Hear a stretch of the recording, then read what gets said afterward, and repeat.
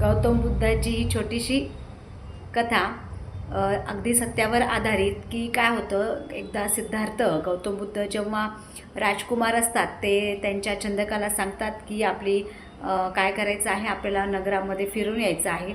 ही गोष्ट जेव्हा त्यांच्या वडिलांना कळते तेव्हा त्यांचे वडील काय करतात, सगळीकडे त्यांच्या मनावर कुठल्याच गोष्टीचा वाईट प्रभाव पडू नये म्हणून रस्त्याने खूप सुंदर सुंदर युवक आणि युवती उभे करतात आणि त्यांच्यावर फुलांचा वर्षाव करायला सांगतात की जेणेकरून त्यांना वाईट कसलाच अनुभव यायला नको.